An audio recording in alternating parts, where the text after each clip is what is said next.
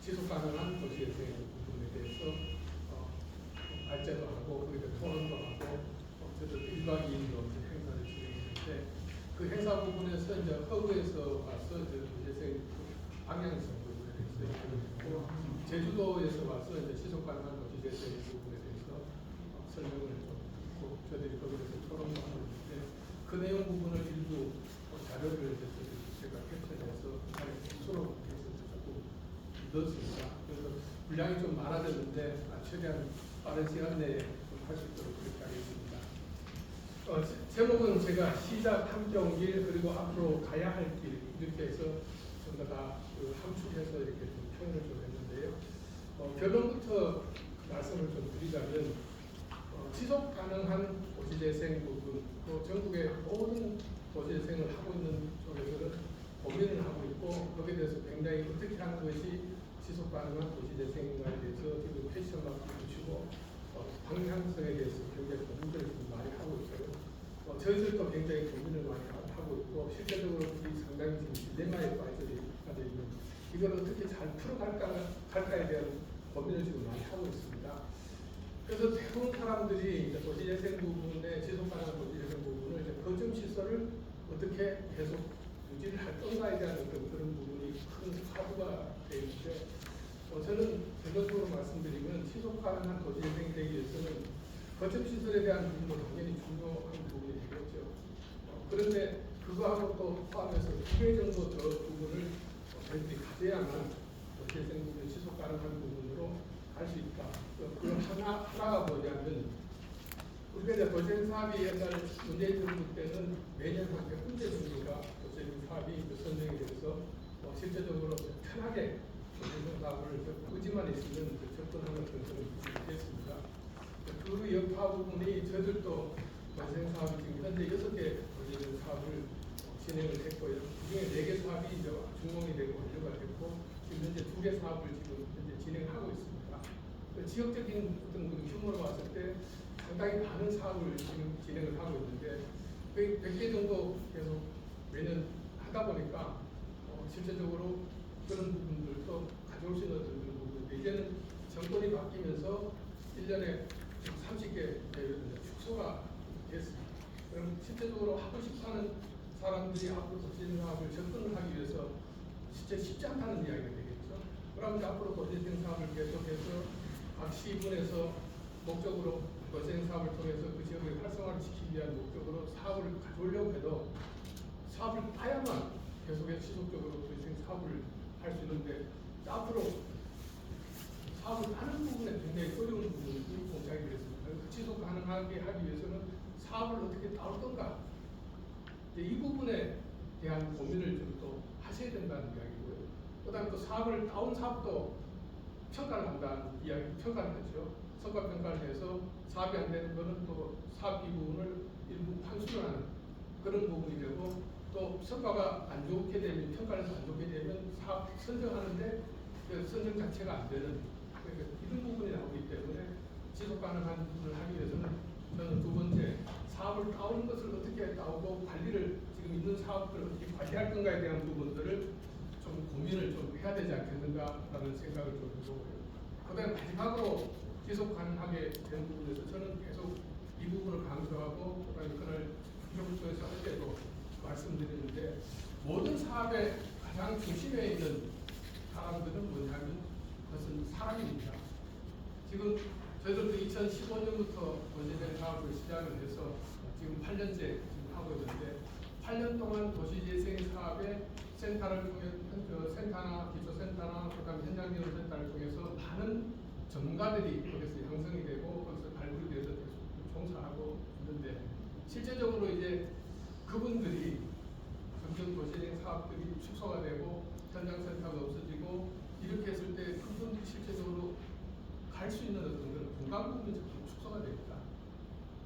그리고 또 실제적으로 좀 더 기회가 설명하겠지만 현장지원센터는 굳이 이제는 만들지 않아도 되는 꼭 만들고 싶으면 시에서 돈에서 지자체 비용으로 만드는 그런 부분이 되니까 저희들도 지금 거기에 대해서 고민을 하고 있고 실제적으로 계속 현장지원센터를 통합하는 그런 쪽으로 지금 추진을 지금 하고 있거든요. 그러면 그게 거기 종사했던 사람들은 갈 데가 없고 이제 공중에 분해가 되는 그런 부분이 되는데 과연 거기 종사하는 사람들이 직업으로서 소명감을 받고 할 수 있는 어떤 그런 부분들이 되지 않으면 과연 앞으로 도시재생 사업에 종사하는 사람들이 얼마나 열성을 가지고 이 부분을 할 거냐 이런 부분을 우리가 고민을 안 해볼 수가 없습니다. 그래서 지속 가능한 부분에 대해서는 거기 종사하는 사람들이 지속 가능한 직업으로서의 어떤 그런 조립 가치를 가질 수 있는 그 부분에 대해서도 굉장히 고민을 좀 많이 하셔야 되고 실제적으로 제일 중요한 부분이 그 부분이 아닌가 이렇게 생각을 하고 있습니다.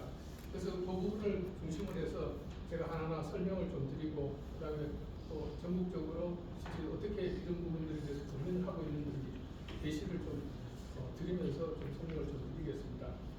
먼저 제천시 도시재생의 부분에 대해서 간략하게 설명을 드리도록 하겠습니다.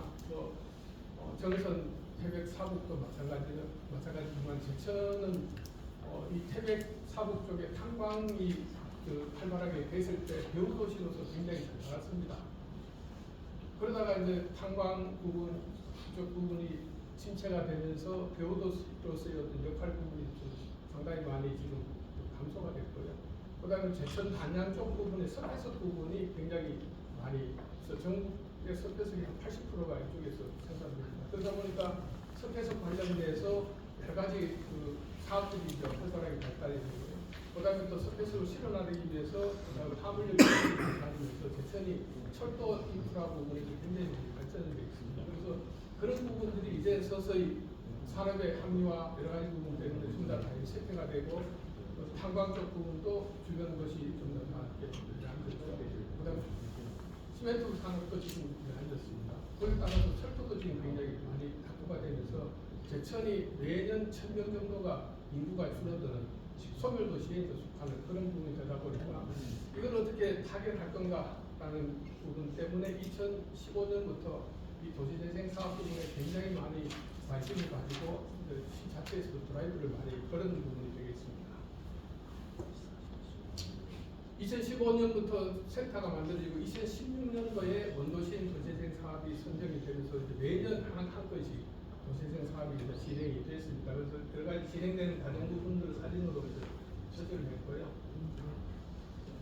지금 파랗게 보이는 부분이 1기 도시재생 전략, 1기 전략 계획을 세워서 만든 부분이 파란 부분입니다. 제일 밑에 있는 부분이 지금 역세권 도시재생 사업 지금 하고 있고요. 좌측편에 여기서 좌측편에가 이제 역천동 도시재생 사업 완료가 됐습니다.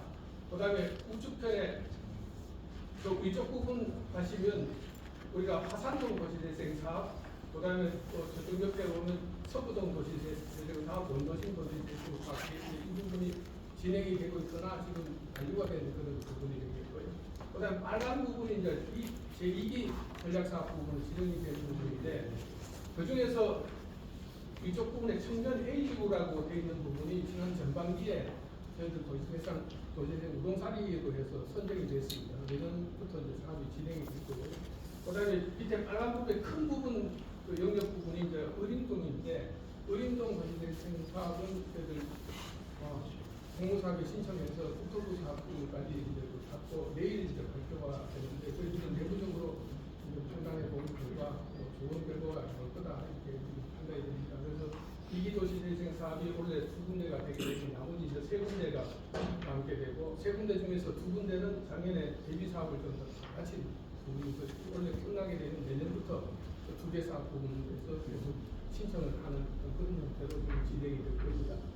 그리고 저희들이 이제 조금 또 특색 있는 부분이 이 도시재생 사업 지구 이외에 굉장히 좀 낙후된 부분은 세틀 사업을 지금 진행을 하고 있습니다. 도심지에도 3군데 세틀 사업 부분을 진행을 해서 그 부분은 또 소규모 부분은 세틀 사업을 가지고 그걸 보완하는 그런 형태로 지금 진행을 하고 있습니다. 여기 지금 노란 부분 쪽에 조금 한 부분이 이제 세틀 사업을 진행하는 그런 부분입니다. 시간이 없기 때문에 좀 넘어가겠는데요. 저희들이 이제 도시재생 사업의 가장 큰 어떤 이슈는 제천이 그 관광객들은 많이 옵니다. 청풍 쪽이나 무림시 쪽에 관광객들이 많이 오는데 관광객들이 지천 시내로 들어오는 유입되는 효과는 뭐 굉장히 적습니다. 그리고 적은 이유가 시내 부분이 실제적으로 그 숙소가 뭐 호텔이라든 이런 것들이 있는데 저는 추세가 젊은 사람들 그다음에 또 가족 단위로 오는 거니까 호텔에 들어가는 부분이 그렇고 그러다 보니까 이제 관광객은 많이 오는데 전부 다 어디로 가느냐면 단양 대명권도 쪽으로 다 빠지면서 체류형 관광지가 되지 않다 보니까 이제 시대가 점점 공동화 현상이 되고요.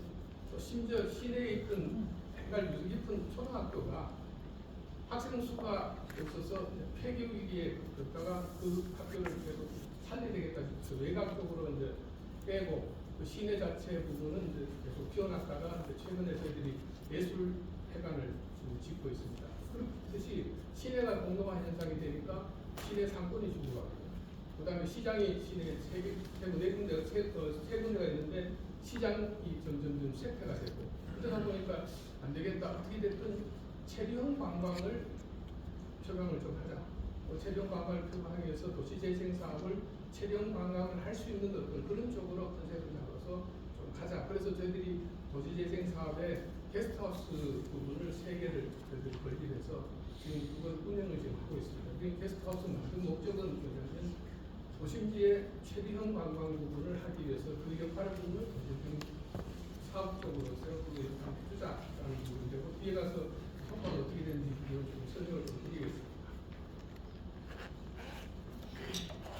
저들 도시재생 사업을 위해서 대천시 도시재생화가 되어 있습니다. 옛날에는 이제 그 하나의 팀으로 됐다가 도시사업이 이제 활성화되고 확산이 되니까 도시재생화로 결정을 하고요.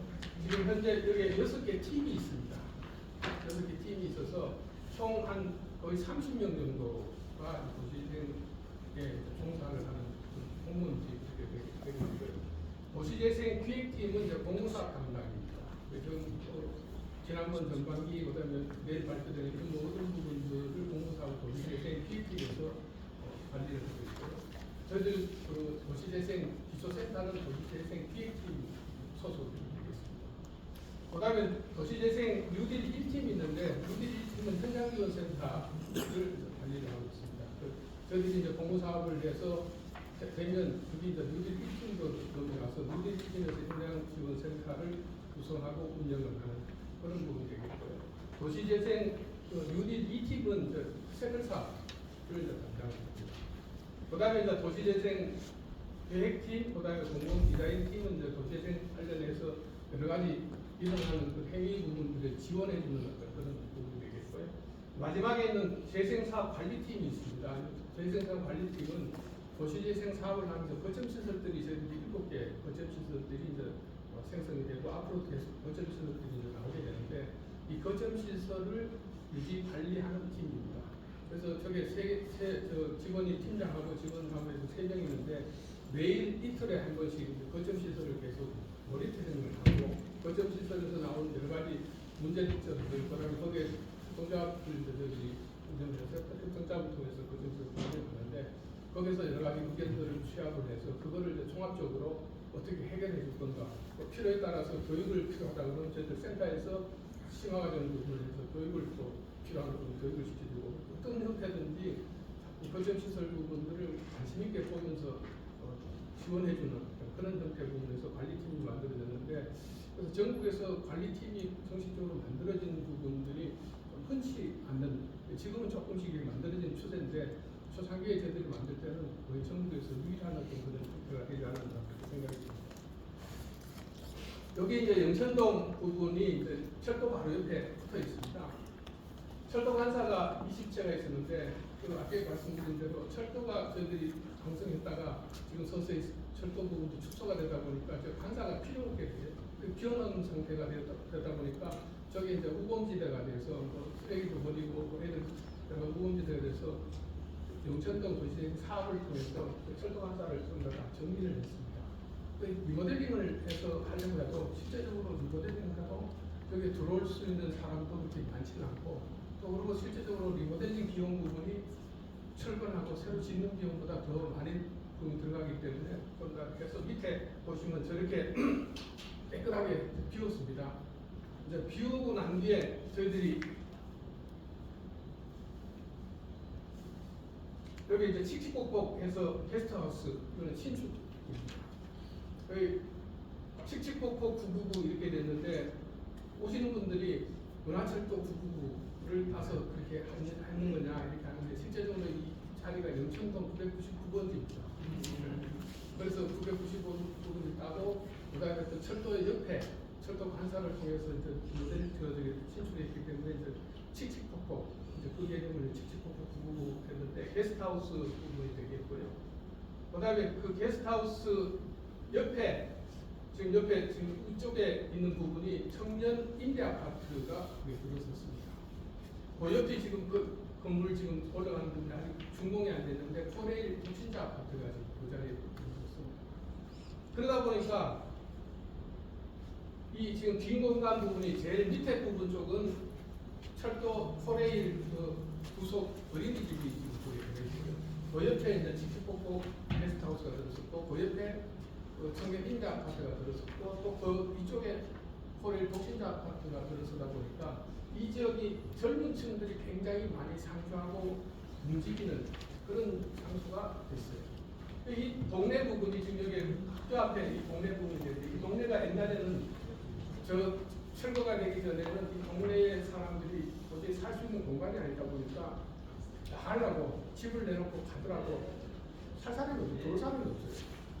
그런 상황에서 도시재생을 통해서 깨끗하게 정비가 되고 마을이 길이 넓혀지고 포장이 되고 또 마을이 이제 컨셉이 좀 다가 철도 관련 부분에서 벽화도 철도 관련 부분이 되고 또 포토존도 만들고 그러니까 살기 좋은 동네가 되면서 자연스럽게 이제는 나가지 않고 들어오는 사람이 생겨나는 그런 형태가 돼서 지금 이 효과로 인해서 옆에 지금 하얀 건물 있죠. 저기 이제 주택인데 자매가 어느 날 보니까 저기다가 샌드위치 아트를 만들었어요. 불과 게스트하우스에서 불과 5m가 떨어집니다.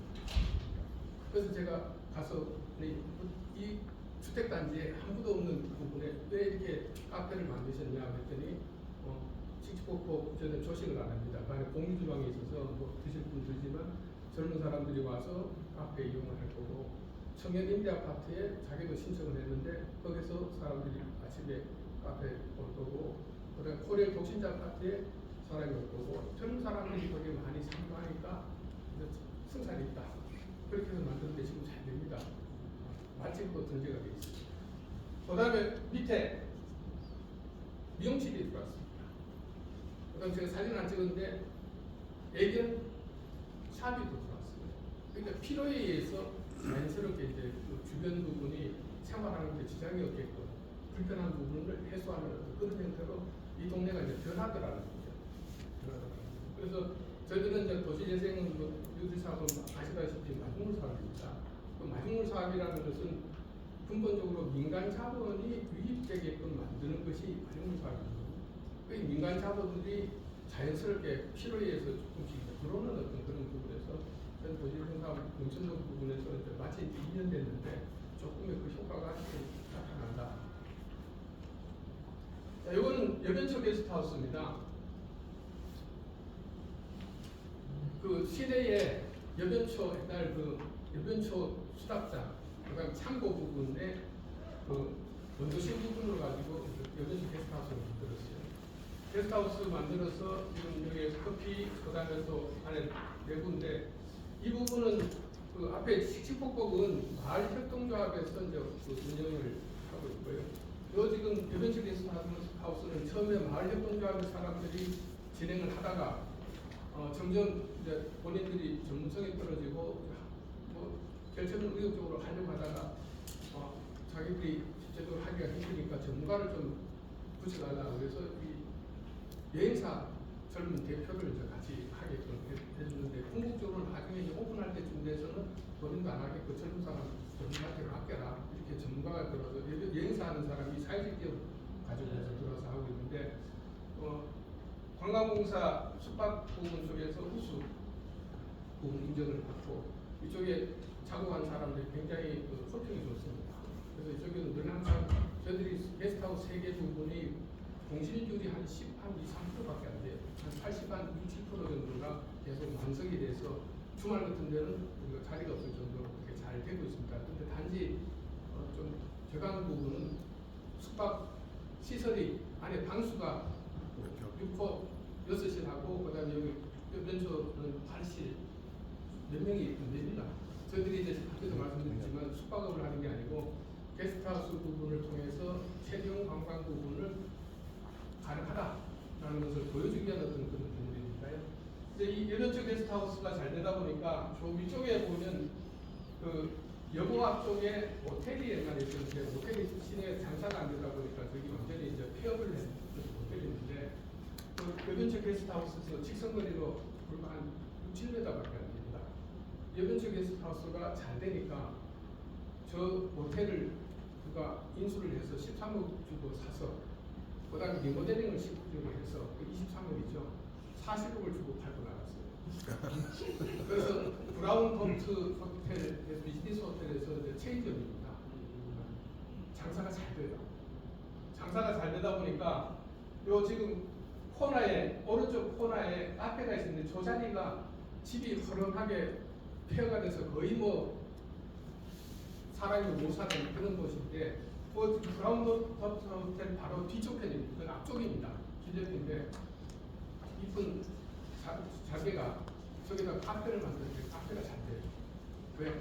호텔에 숙박하시는 분들이 와서 하고 그다음 그 앞쪽에 바람들에서 이제 그러니까 그 한식 뷔페 식사하고 나와서 들리고 호텔에 있는 분들이 들리고 그게 장사가 잘 돼요.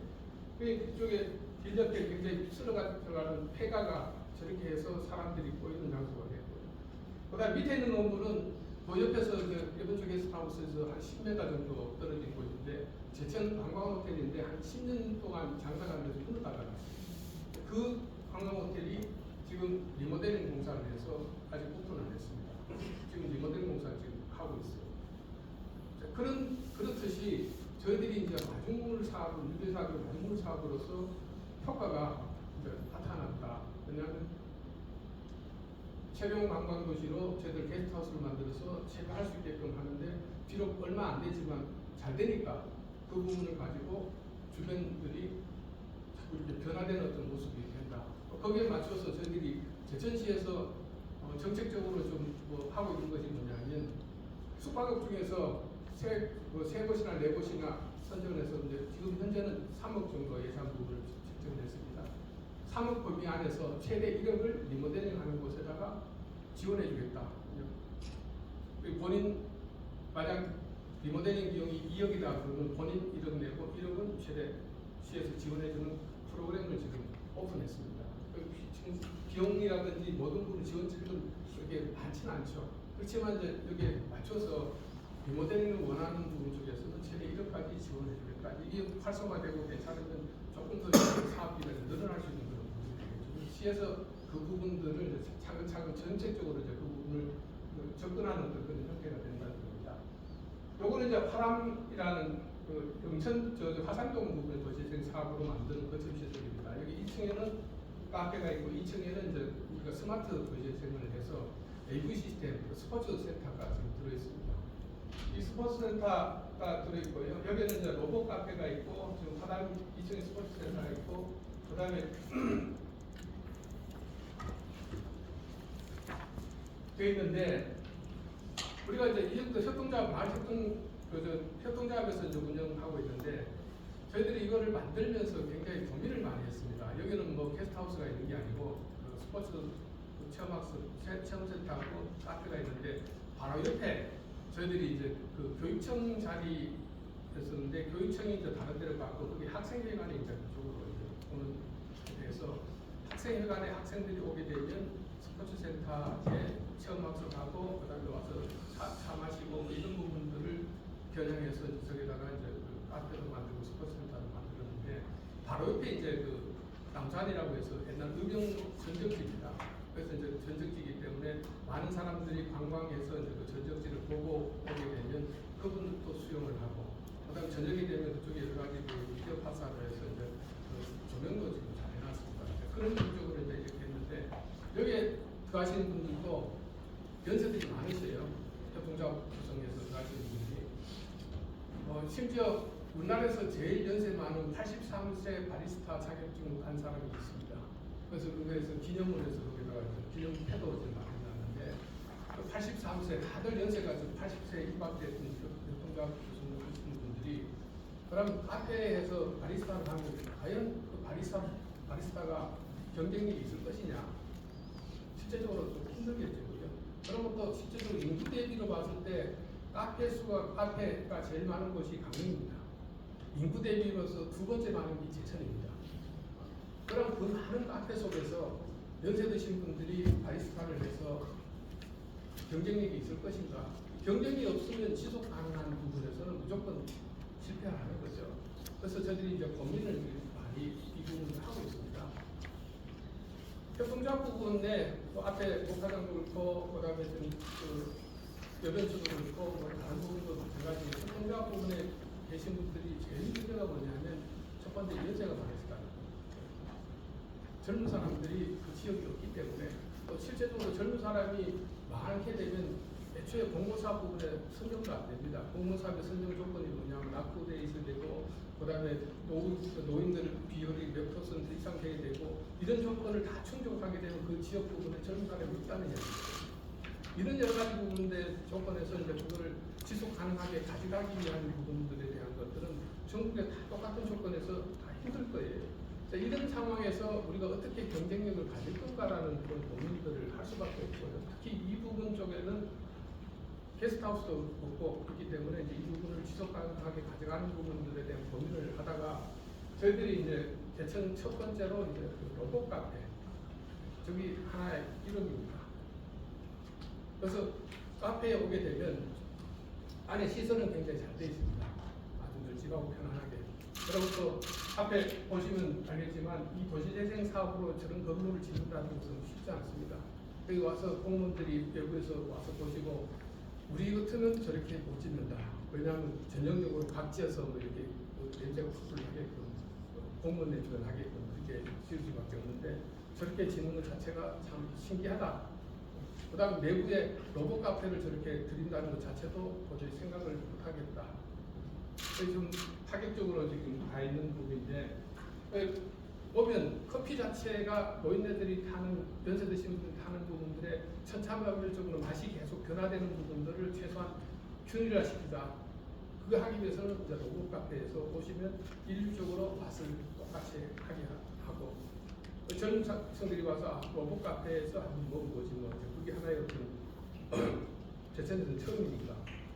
그 다음에 이제 연세 드신 분들을 위해서 저희들이 이제 컨셉을 가져가는 것이 뭐냐면 여기서는 다른 커피 부분보다 그분들이 뭐 바리스타에서 일반 아메리카노든지 다른 어떤 뭐 종류가 굉장히 많이 나오잖아요. 체인점 같은 경우는 레시피를 거기서 만들어서 이렇게 하라고 주는데 저분들이 레시피를 새로운 제품을 만들 수 있는 노력도 안 되고 또 만든 레시피를 드리더라도 그렇게 만들어가는 게 힘듭니다. 그래서 이제 그분들이 잘할 수 있는 것. 그래서 이제 말거장 이렇게 해서 지금 나온 것이 뭐냐면 대추차 아주 푹 와서 그분들이 아침마다 와서 가져와서 대추차, 그다음에 쌍화차, 한방 건강차 쪽으로 해서 연세 드신 분들이 제천에서 건강차는 거기가 최고 맛있고 거기가 조건 제일 좋고 좋다. 이런 부분들도 가서 그나마 그래도 경쟁력을 좀 가질 수 있겠죠. 이렇게 이제 접근을 해서 그쪽에서 잘할 수 있는 부분 쪽으로 자꾸 이렇게 진행을 지금 하고 있거든요. 뭐 뒤에 가서 또 설명드리는 부분 하겠지만 저희들은 도시재생 사업 자체가 지금 많이 하고 있는데 이 사업을 시가 추구하는 그런 여러 가지 그 시 정책 부분하고 꼭지가 같게끔 지금 가고 있습니다. 제천이 이제 추구하는 부분이 이제 한방입니다. 그다음에 이제 제천이 또 가지고 있는 것이 의병도시예요. 그다음 제천이 가지고 있는 것이 철도 부분이 굉장히 발달돼 있어 철도 쪽 부분 종사하는 분들도 많고 철도에 대한 어떤 그런 인프라가 굉장히 많습니다. 그다음 또 하나 가지고 있는 것이 뭐냐면 제천이 이제 국제음악영화제가 원래 19년 차가 되고 내년 20년 차가 되는데 국제음악영화제 부분이 또 제천이 지금 하고 있는 그런 잘하고 있는 부분입니다. 그래서 원도심 같은 경우는 한방 관련 부분으로 이제 컨셉을 잡아서 도시재생 사업을 진행을 했고요. 그러다 보니까 이제 한방 약선, 한방 음료, 한방 관련 음식 이런 쪽으로 진행이 되고 있고 그다음에 아까 용천동 부분은 이제 철도 관련 부분 쪽에 도시재생 부분이 컨셉으로 진행이 됐거든요. 그다음에 화산동 부분은 이제 의경 바로 앞에 이제 남산 의경도시 그러니까 의경 관련 부분 쪽으로 컨셉을 가져가고 있고, 그다음에 지금 내일 발표되는 의림동 부분은 시어버 터미널 부지 이쪽인데 그쪽에는 이제 음악 영화제 관절 컨셉 부분으로 지금 사업을 만들었습니다. 그래서 음악 영화제 관련해서 음악 아카데미 부분에 젊은 친구들이 와서 1년간 이런 부분들을 할 수 있게끔, 그리고 그쪽에 젊은 층들이 들어와서 대체로 추구하는 부분들 목적하고 같이 부합되는 수 있게끔 이렇게 이제 진행을 지금 하고 있어서 그런 쪽 부분으로 해서 하는 개념에서 이 거점 시설 부분들을 그냥 사업으로서 콘크리트 건물을 지어서 끝나는 게 아니고, 지금 현재 좀 추진하고 있는 것이 뭐냐면 센터가 제일 추진하는 것이 제천시가 이렇게 관광 부분 쪽이 굉장히 지금 많이 드라이브를 걸고 있는데, 관광 인프라 안에다가 이 시설들을 집어넣자. 그러니까 관광 코스에 이런 거점 시설들을 해서 그 부분들이 관광객들이 오면 자연스럽게 남산 들렀다가 관광하고 들어오면서 참관하고 그다음에 여러 가지 시설을 활용할 수 있게끔 이런 부분 쪽으로 지금 관광 코스에 집어넣고, 그다음에 저희들이 이제 그 화산동 부분 쪽에는 마을 해설사를 양성을 했는데 이 잘 안 되더라고요. 그래서 관광 해설사에게 그 도시재생에 대한 화산동의 도시재생에 대한 부분들을 설명을 하고 그 사람들한테 그 하게끔 교육을 지금 시키고 있습니다. 그러면 관광객들이 관광 해설사 통해서 그거에 대한 도시재생에 대한 설명도 듣고 또 관광지도 설명도 듣고, 그러면서 자연스럽게 도시재생 거점 시설들이 관광 인프라 속에 포함이 돼서 그냥 관광 코스로 가는 어떤 그런 작업을 지금 하고 있습니다. 그래야만 지속 가능한 부분들이 그래도 어느 정도 좀 유지가 될 수 있는 어떤 그런 기술이 되니까 그런 형태로 진행을 하고 있다. 여러 가지 부분들은 다 넘어가겠습니다.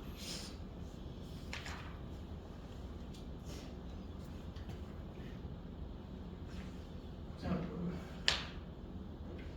허구에서 와서 이야기한 부분, 방향성 부분에 뭐 다 잘 아시듯이 도시재생 지원센터는 자율 설치가 되고 협의체 의무는 필요시 구성이 되고, 그다음에 뭐 쭉 이렇게 되고 있습니다.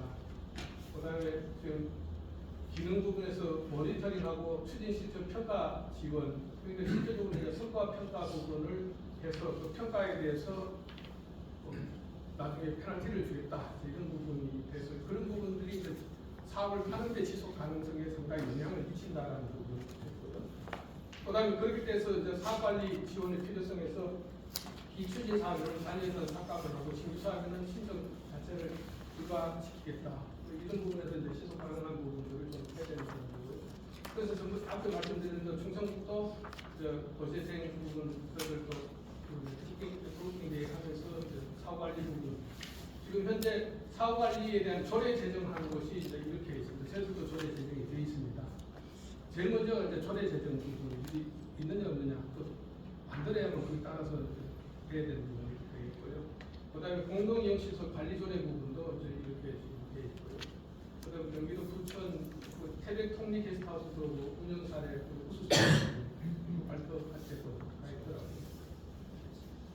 그다음에 제주도 부분에서는 이 조례 부분에 뭐를 집어넣는 거를 좀 특색이 하느냐 하면, 자, 우리가 거점시설을 관리하는데 도시재생 사업 자체는 거점시설이 만들어지는 그 이후로는 마을 협동조합을 구성해서 그 주민들이 알아서 지발 지원들을 어떤 대로 가는 걸로 되어 있습니다. 지금 예산이 없어요. 자, 이런 하다 보니까 실제로 시에서도 그걸 해주려고 하더라도 상당히 어려운 부분이 있고, 또 실제적으로 또 거기에 조항에도 좀 맞고 이런 부분이 되는데, 제주도에서는 3년간 사업관리 지원 근거를 구체화해서 조례에다가 집어넣는 작업을 지금 하고 있습니다. 3년간 마중물 사업비 4% 이내로 지원을 할 수 있게끔 아니 지원 조례에다가 지원 금액 부분을 아예 명시를 해놨습니다. 그 다음에 사업관리에 대한 위탁 부분의 사무를 도시재생 지원센터가 수행할 수 있게끔 그렇게 되는데, 지금 앞에도 제가 말씀드렸지만 저들 시스템은 도시재생 센터는 기획팀, 그 다음에 현장지원센터는 누디 1팀, 그 다음에 또 그게 끝나고 나면 거점시설들은 관리팀에서 운영을 하는데, 이러다 보니까 무슨 문제가 나오느냐 하면 여러 가지 문제가 많이 나와요. 서로 어떤 상호 협력할 수 있는 부분이에요. 왜냐하면 협력을 하려고 뭔가 하면 그 볼거랭이가 되거든요. 서로 팀이 다 틀려버리니까. 그래서 이건 통합적인 관리 부분은 필요하다고 해서 저희들도 지금 통합관리에 대한 부분을 지금 계속 논의를 지금 하고 있습니다. 그래서 사후관리 부분도 관리팀도 자기들이 관리하다 보니까 이제 머리 아파서 이제 그게 관리팀장이 이제 아주 뭐 머리를 싸매고 다니죠. 왜? 민원이 굉장히 많기 때문에 또 그 민원을 해결한다고 해서 해결되는 게 아니고 계속 민원이 발생되는 문제다 보니까 본인은 민원을 해줘도 계속 민원 발생되니까 자기도 진급하고 나름대로 거기에 대해서 보람을 찾아야 되는데 계속 민원 제기한 사람들은 시의원, 시장님 통해서 계속 민원을 제기하니까 시장님, 시의원님 같은 때는 왜 그게 그렇게 관리가 안 되느냐. 얼마 전에 며칠 전에 저도 행정감사를 받았는데 거기서도 나온 이야기가 뭐냐면 주민협동조합 부분 사람들이 돈을 벌 수 있게끔 해줘야 되는데 왜 손해를 보게끔 하느냐. 실적 부분들 보니까 뭐 이거 가지고 먹고 살겠냐 이렇게 이제 결과가 나오는 거예요. 그러니까 그 사람들 먹고 살게 해줘야 되는데 왜 그걸 먹고 살게 해주느냐. 이 부분을 계속 따지니까 참 난감한 거죠. 이런 여러 가지 부분들이 있다 보니까 이런 것들을 통합 관리할 수 있는 부분 쪽으로 앞으로 가야 되지 않느냐. 이런 것들에 대한 고민을 지금 계속 하고 있다. 그리고 제주도에서는 실적에 대한 부분들을 하기 위해서 도시재생 모니터링 플랫폼 부분을 해서 그 일반 CCTV 관제 시스템 부분들을 활용을 해서 거점 시설들이 얼마큼 많은 사람이 들어오고 나오고 활용하는지 이런 부분도 그런 것들을 모니터링을 CCTV 관제 센터를 연계해서 하고 있다. 그 다음에 사업 추진 프로세스의 정비피로 제가 앞에 말씀하신 대로 서로 추진 체계가 다 틀리다 보니까 그다음에 도시재생 사업하는데 성과 지표 관리 부분도 서로 다 안 맞다는 거죠. 틀리게 되고 그게 통합 관리가 안 되더라. 그러다 보니까 이제 성과 평가할 때 성과 평가가 따로따로 놀고 이제 서로 이제 목표 부분 자체가 서로 공유가 안 되는 그런 부분이 있더라는 거죠. 네, 빨리 마치라고 보시는 건데 마치면 빨리 마치도록 하겠습니다. 자, 그래서 저희들도 조례를 만들고요. 그 다음에 또 그런 뭐 유지관리 부분하고 거점시설 계속 그 지속 가능성을 하기 위해서 관광협회하고 그 다음에 문화재단하고 협력을 맺어서 그런 프로그램 부분을 같이 공유할 수 있게끔 목적은 같으니까 관광협회도 많은 사람들이 제천에 들어와서 시내 관광 투어할 수 있는 어떤 그런 인프라든지 콘텐츠 부분을 원하고 저희들은 거점시설 가지고 그런 것들을 지원해 줄 수 있고 그래서 서로 상부상조해서 서로 윈윈할 수 있는 방법들을 지금 계속 찾아나가고 있는 그런 부분입니다. 그 다음에 또 그 언어 홍보 통해서 알리고 그 다음에 또 여러 가지 다양한 어떤 그런 부분들 홍보지도 만들고 그 다음에 또 기차역 그 다음에 이마트 이런 쪽에도 홍보 지금 이런 것들이 전부 다 뭐냐면 이제 거점시설 부분도 지속적으로 지속 가능하게끔 그런 부분이 되는데 제가 앞에도 설명드렸지만 거점시설 지속 가능하게 만드는 거점시설만 아니고 거점시설 플러스 그 다음에 또 앞에 이야기했던 사업을 계속 나오기 위한 어떤 지속 가능한 어떤 그런 플랜 그 다음에 가장 중요한 거는 저는 사람이 지속 가능하게 가고 정말 거기다 코박고 평생 도시재생을 위해서 그 지역을 위해서 헌신하고 봉사할 수 있는 어떤 그런 안정화된 직업적으로 안정화된 어떤 그런 시스템 부분을 좀 가져가는 게 상당히 중요하다. 그것만 되면 여기 계신 분들은 사명감 있고 하니까 그 부분에 대해서 정말 내 몸 바쳐서 성공을 위해서 열심히 하리라고 생각이 됩니다. 저희들도 작년까지 도시재생 재단화 작업을 추진했습니다. 그래서 시장님, 국장님들끼리 같이 최종적으로 회의를 해서 도시재생센터만 가지고 재단화하기는 좀 어려우니까 도시에 관련되는 모든 걸 밑에서 도시재단으로 만드는 부분들을 한번 고민을 해보자까지 이야기했는데 공교롭게도 시장님이 바뀌었습니다. 그러면서 이제 다시 이제 리셋이 됐어요. 그래서 처음부터 다시 똑같은 이야기를 또 다시 쭉 올라가야 되는데 그래서 그게 또 4년 되니까 그분이 연임을 하면 그다음에 좀 추진될지 몰라도 그렇게 하면 또 열심히 하다 보면 또 시장이 또 바뀌면 또 리셋이 되는 그런 부분이 좀 되지 않을까 생각하는데 인근에는 청주는 조례를 제정을 해서 원래 시의회에서 통과를 해서 이제 내년에 재단을 이제 만드는 작업을 할 겁니다.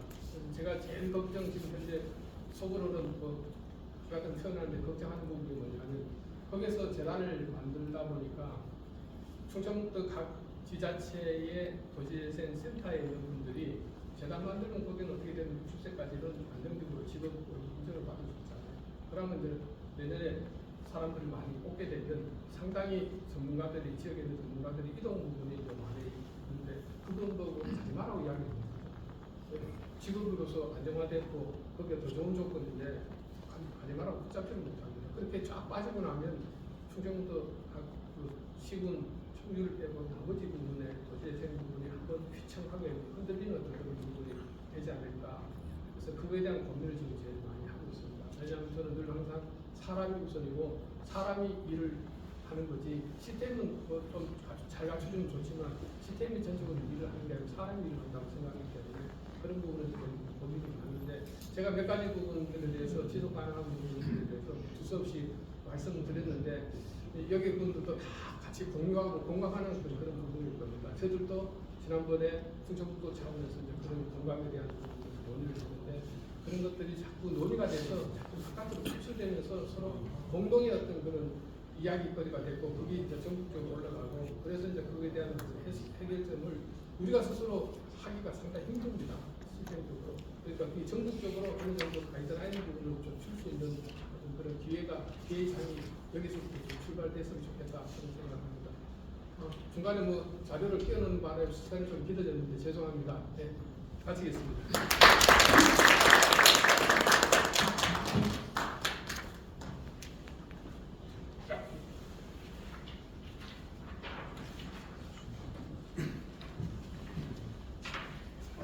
한 8년 하셔서 내용도 많고 준비하신 게 많은데 또 저희 센터에 저희도 7년을 하고 지금 거점 시설이 하나 마련이 돼서 듣고 싶은 얘기가 많았지만 좀 시간 관계상 좀 마무리를 좀 하겠습니다. 지금 시간이 너무 많이 경과돼서 토론을 바로 진행하도록 하겠습니다. 토론은 이용 센터님 차례를 보시면서 진행해 주시겠습니다. 토론자들은 단상으로 나와주시기 바랍니다.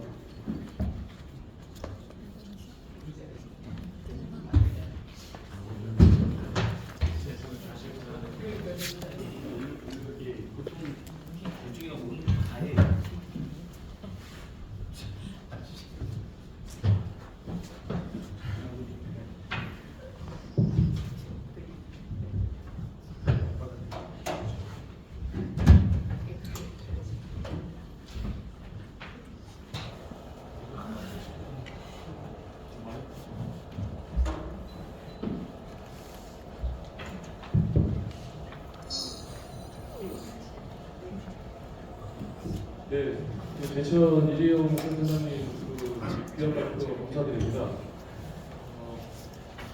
사업을 제가 알기로는 뉴딜 사업 한 5군데를 하신 걸로 알고 있고 인정사업도 호텔마을 사업도 있고 굉장히 많은 일들을 하셨습니다. 그래서 그 내용을 짧은 시간 내에 다 말씀드리기가 쉽지 않죠.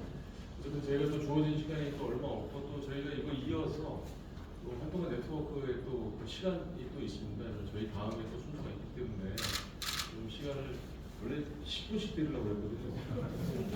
죄송합니다. 제가 6분까지 되겠습니다. 6분까지. 예. 그리고 제 오른쪽 끝에 우리 영월 김학조 영월 도생 지원센터 센터장님 토론해 주겠습니다. 네, 영월 도시재생 센터장 김학조입니다. 먼저 그 이재경 센터장님 말씀 너무 잘 들었습니다. 그리고 사실은 도시재생 사업을 하면서 이렇게 전략 계획하고 활성화 계획이 잘 짜여져 있는 지자체가 있나라고 생각될 정도로 대천 도시재생 사업을 끌고 가는 행정부와 도시재생지원센터의 역할은 정말 전국적이다. 대단히 잘하고 있다 이렇게 제가 생각이 들고요. 특히 또 한 가지 제천시에 대해서 그 행정도 그렇고 도시재생센터장님을 비롯한 분들이 너무 잘 알고 있어요. 자원이 어떤 게 있는지, 우리가 어떤 게 문제인지, 어떤 걸 활용해야 우리가 지속 가능한 도시재생을 할지 이런 부분들에 대해서는 뭐 말할 필요도 없이 잘 되어 있다고 생각을 하고요. 6개 사업이 지금 진행되고 있는 거에서 4개 사업이 지금 거의 종료되고 있는데 2개 사업 또 새로 이번에 신규 사업을 신청하되는데 솔직히 말씀을 드리면 행정하고 그 도시재생지원센터의 지원의 전문성에 대해서는 의심의 여지가 없이 너무 잘하고 계신데 보통은 저희가 이제 도시재생 사업을 하면서 아까 그 터미널 밸류가 있잖아요. 최종의 가치라는 걸 추구하기 위해서는 우리가 주민협의체를 통해 가지고 사실 마을 기업을 만들고 그 마을 기업이 그 우리가 섹터 묶어 있는 지역에 대해서 어떤 역할을 하도록 만들어주는 그게 대단히 중요하다. 그래서 우리가 한 가지 큰 문제점은 이제 기본적으로 나이들이 좀 연료하신 분들을 중심으로 우리가 마을 기업도 만들어야 되고 뭐 이런 과정들이 있어요. 그런데 아마 너무 자료가 많아서 그렇다고 제가 생각은 되지만 실질적으로 4개 지역 도시재생을 한 지역에 대한 마을 기업들을 예비 마을 기업이더라도 주민협의체가 어떤 역할들을 했는지에 대해서 좀 보이지 않았다. 그래서 그게 이제 충분히 하고 계실 거로는 생각이 되지만 실질적으로 우리가 지역 입장에서 봤을 때 국토부나 행정에서는 굉장히 잘하는 도시재생 사업에도 훌륭한 성과를 만들어가는 건 맞지만 우리가 지역에 대한 어떤 지속 가능성을 봤을 때는 그럼 지역에 있는 실질적으로 우리가 교육받지 않았지만 지역을 잘 알고 있는 이런 마을을 중심하고 대표하는 사람들은 어떤 역할을 했는가에 대한 것들이 좀 부족했던 것 같다. 그래서 거기에 대해서 좀 잠깐 말씀해 주시면 감사하겠습니다. 예, 제가 말씀드릴까요? 네. 그 앞에 시간이 없어서 교통장 구성하고 그다음 주민들이 활동하는 부분들 어떤 역할을 했는 부분을 다 스킵을 했습니다. 근데 이제 하나 예를 들면 화산공 부분에 그 지역이 굉장히 낙후가 됐고 불이 나서 이제 됐는데 철거를 하고 이제 그게 땅을 이제 매입을 하는데 한 필지에 한 10명 정도 사람이 있어서 그 필지를 매입하는데 마지막에 한 사람이 나는 돈이 적어서 못하겠다. 그렇다고 해서 시에서 많은 돈을 줄 수 있는 건 아니고 그래서 그럴 때 그 주민협의체 회장님이 연세되신 분인데 이분이 내가 해결하겠다. 그걸 한 1년 정도 질질 끌다 보니까 이 사업이 진행이 안 됐어요. 그래서 1년 정도 끌다가 본인이 해결하겠다. 돈이 이제 얼마 원하느냐. 20만 원 달라고 해서 본인이 2천만 원 대출을 받고 그 다음에 주민협의체 있는 사람들이 100만 원씩 나중에 이제 그걸 거쳐서 2천만 원을 드리고 그래서 그 사업이 이제 진행이 됐어요. 그리고 그분이 이제 나중에 주민협의체 끝나고 협동조합 만드는 이사장이 되시면서 또 계속 교육을 진행하고 이런 형태로 해서 안에 내부적으로는 주민들이 굉장히 많은 열망이 크다 보니까 돼야 되겠다. 이게 돼야만 이 동네가 발전이 되고 변화가 되겠다. 이런 개념에서 그런 역할 부분도 굉장히 많이 하시고 끝나고 난 뒤에 협동조합 통해서 계속 그렇게 하고 계시고요. 지금도 앞에 연세드신 분들이 지역이 몇 지역이에요? 네, 알겠습니다. 시간 관계상 네. 그렇지만 네, 이어서 우리 고개 권영석 사무국장님. 저는 그 제천에 좀 다녀왔었고요. 말씀하셨던 바담이랑 2군데 정도 다녀왔던, 3군데 정도 게스트하우스, 직접 게스트하우스, 그다음에 바담, 그다음에 연협처하우스 3군데 다녀왔던 것 같은데, 제천이 그 석탄 배후 도시였다라는 것도 몰랐고, 제천이 우리 동네처럼 우리 동네보다 훨씬 더 철도 산업으로 부흥했다라는 것도 몰랐습니다. 그리고 현장에 가보니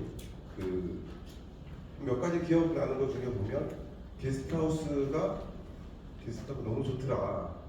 근데 돈은 안 되겠다, 이런 아까 말씀하셨던 것처럼 그런 생각이 하나 들었던 것 같고, 화담이라고 하는 데 있는 그 VR, AR 이렇게 되어 있는 체험장도 너무 좋더라고요. 제가 몸이 좀 둔하긴 한데 공 차서 골 넣는 게 있었는데 한 골도 못 넣었어요. 끝까지 한참인데 못 넣었는데 거기에 아까 오실 때 또 여쭤봤는데 스마트 시티라고 하는 그 도시재생 사업비가 투자가 돼서 막 눈에도 특별한 게 있고 하여튼 소개할 만한 이 사업을 받아와서 운영할 만한 준비가 되어 있다라는 것을 곳곳에서 느낄 수 있었습니다. 그리고 연협처하우스 뒤에 있는 창고들, 산업 근대문화유산, 등록문화재좀 될 것 같은 그런 시설물들도 잘 관리되어 있었고 합니다. 근데 저희 지역을 놓고 보니까 저희 지역에 그런 공간들이 몇 군데 있는데 저희도 이제 일제가 자원 수탈을 위해서 만들었던 그런 공간들이 있고 다행히 그 지역의 도시재생 사업 지역이 되어 있고 한데 이 도시재생 사업을 풀어가는 저희의 준비는 정말 없었다, 이런 생각이 들어요. 그러니까 말씀하셨던 것처럼 전략계획, 활성화 계획이 체계 있게 지역의 현실에 기반해서 잘 짜여져 있었으면 좋은데 우리가 뉴딜이라고 하는 이름으로 아까 말씀하셨던 사업을 이 지역이 활성화구역, 전략구역 되고 여기 사업을 따야겠다. 그러니까 순서가 잘못됐던 것 같아요. 그래서 뉴딜이라고 하는 이름으로 전면화되었던 준비되지 못한 이 선정 이런 거에 대해서 사실 좀 고민도 많고 저희도 제가 이제 그렇게 선정된 지역에서 일을 하고 있으나 좀 걱정스러웠습니다. 잘 안 될 거다라는 우려도 있었고 아까 말씀하셨던 어느 날 갑자기 제천의 도시재생 사업이 잘 안 될 것처럼 어느 날 갑자기 죄송합니다. 열심히 하셔서 그 7년의 성과를 낼 수 있었던 것처럼 저희는 사전 준비 하나도 없이 3년을 했어요. 그리고 지금 3년이 흘렀는데 결국에 가보니 생각했던 대로 잘 안 되더라. 그리고 도시재생 사업도 이대로 가다가는 아까 말씀하셨던 정책 변화에 따른 사업비 반납 혹은 포기 이런 게 주변에 사실 속출하고 있지 않습니까? 이런 게 우리가 이걸 지키지 않으면 지속 가능한 도시재생 사업 정말 어렵겠다. 그래서 기존의 계획이 잘못됐더라도 주민이 좀 주도하는 형식으로 많이 갔으면 좋겠다라는 고민이 1차적으로 들었던 거고 또 하나는 좀 공적인 영역이므로 저희 같은 소외된 지역, 작은 지역의 거점들을 통해서 지역을 활성화시키는 노력들을 정부가 다시 나서도록 해야 되겠다. 아까 오시기 전에 잠깐 다른 분이랑 대화하면서 말씀드렸는데 뉴딜식의 방식은 너무 과했어라고 하는 생각을 한측으로 했지만 과하지 않게 그렇게 하지 않으면 도저히 우리가 할 수 있는 게 없다 이런 생각이 들었어요. 그래서 다시 도시재생 사업 지역도 또 확대하라고 요구하고 또 하나 다시 소프트웨어 사업비도 사업에 편성해서 사업을 할 수 있도록 주민들의 역량을 키워갈 수 있도록 요구해야 되겠다 이런 고민들이 있습니다. 두 가지 숙제 하나 제대로 된 계획을 다시 세우는 것, 주민들과 함께 세우는 것, 또 하나 그런 계획을 시행할 수 있는 정부의 지원을 요구하는 것, 또 우리가 스스로 준비하는 것 이렇게 해서 지속 가능한 도시재생 사업을 했으면 좋겠고 일단 중요한 게 우리가 포기하지 않아야 된다라는 거 좀 말씀드리고 싶습니다. 네, 별도로 제가 요약을 안 해도 될 것 같습니다. 두 개 딱 앞에서 말씀해 주셨습니다. 마지막으로 우리 정선 5한의 현장지원센터장 신봉 박사님 서로 부탁드리겠습니다. 네, 야정마을 도시재생 현장지원센터 신동원입니다. 반갑습니다.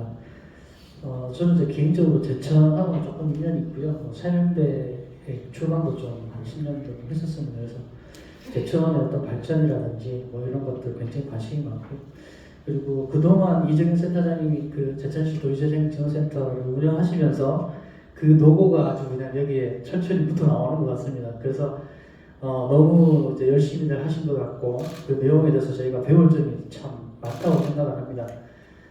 그런 부분에 있어서도 저는 토론을 한다기보다는 제가 궁금한 거 한번 좀 3가지 정도 여쭤보고 싶어요.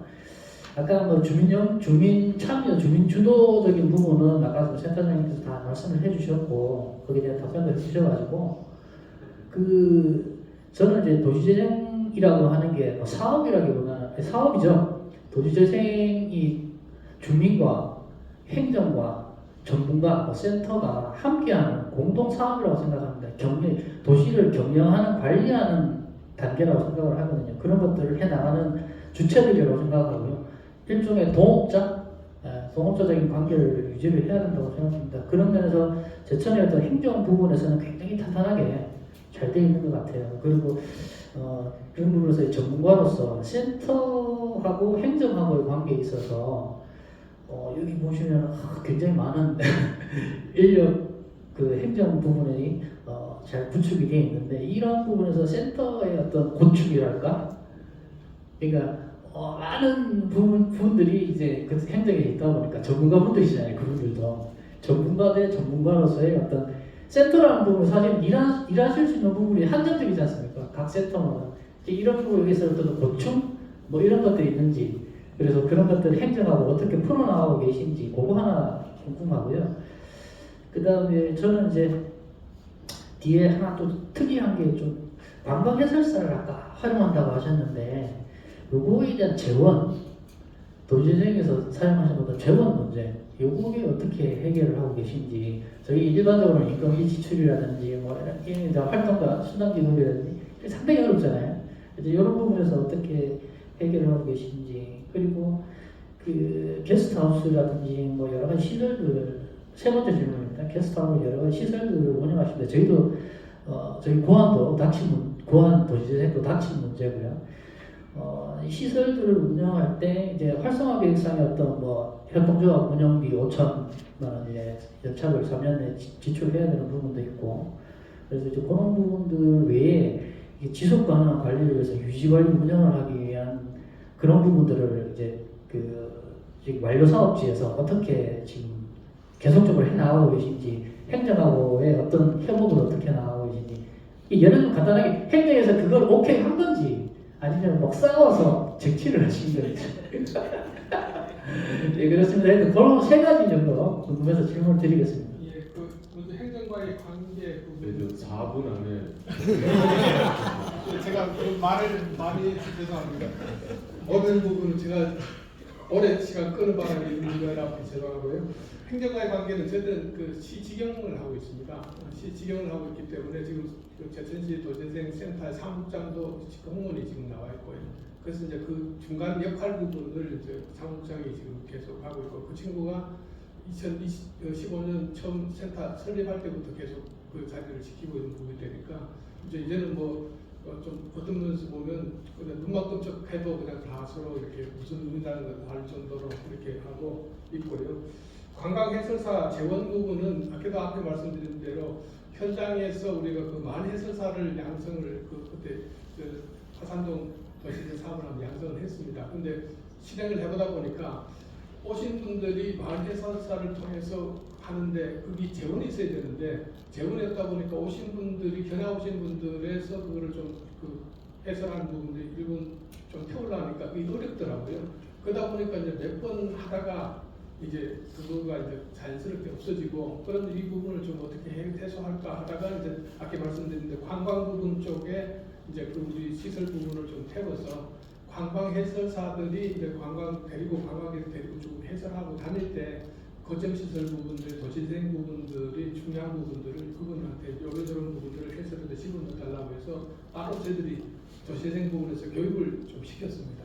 그래서 이제 비용은 관광 해설하는 이 공모사업, 관광 공모 사업단이라고 있어요.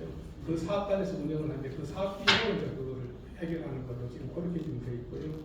그다음에 협동조합 운영비 부분은 앞에서 제가 설명 잠깐 드렸는데 협동조합 사업이 끝나고 나면 협동조합은 지팔지원들기를 해야 되는데 저희들이 이제 6개월간 그 사업을 좀 이렇게 제가 하기 위해서 6개월간 저희들이 여러 가지 그 공과금 부분을 지원을 했습니다. 지원 부분이 벌써 끝났기 때문에 지금 현재 공과금 지원하지 않고요. 그 지팔지원들기 부분을 지금 진행을 하고 있는데 제일 중요한 부분은 우리가 협동조합 그 게스트하우스 3개를 운영하는데 2개의 협동조합 부분이 협동조합 처음 구성한 협동조합에서 바뀌었습니다. 왜 바뀌었느냐 하면 계속 그 운영하면서 어려운 부분을 겪다 보니까 그 어려운 부분이라는 것이 결국 뭐냐면 돈 문제거든요. 거기 오신 분들이 하루에 4시간씩 뭐 100만 원을 가져간다 하면 이제 그분들은 무조건 장사가 되면 4시간 100만 원 가져가셔야 돼요. 그것 띄놓고 나니까 나중에 세금 부가세라든지 관련 운영비 부분이 나오니까 배째를 못하겠다 이제 이런 형태가 되는데 처음 출발할 때 어떤 본인의 그 협동조합 참여하는 분들이 마음가짐이 굉장히 중요하다고 생각이 해요. 여기 내가 여기서 돈을 버는 게 아니고 마을을 위해서 봉사하는데 그래도 조금이라도 거기에 대해서 이익이 나오면 좀 가져가는 어떤 그런 부분으로 접근해야 되는데 여기 와서 나는 직장이고 매달 100만 원 책정돼서 100만 원 무조건 가져가야 된다고 하는데 상사라는 것은 계속 대답 안 되는 것도 있죠. 그죠? 그러다 보니까 중간에 서로가 이제 그 돈 때문에 싸움해서 그러고 해체하자 서로 만세 부르고 다음 협동조합 구성하는 분들을 같이 모시고 또 한 곳에는 보니까 괜찮은 것 같은데 저 부분이 손 놓고 이제 만세하면 내가 들어가겠다고 젊은 사람이 협동조합 구성해서 대기하고 있다가 그분이 만세하는 말을 자연스럽게 승계를 하는 그런 형태가 돼서 지금은 그래도 어느 정도 조금은 이제 마인드 생각 자체를 조금 바뀌는 부분이 되다 보니까 조금은 그래도 나아지는데 절대 여기서는 돈을 벌 수는 없어요. 돈 번다고 생각하고 들어가시면 규모 자체가 규모의 경제에 저희들 60, 80밖에 안 되니까 풀도 다 차야 그냥 이렇게 인건비 약간 들어가 가져갈 수 있는 정도지 거기서는 이익 남은 없다고 보면 되겠습니다. 예, 답변이 잘 됐네요. 시간을 잘 지켜줘서 고맙습니다.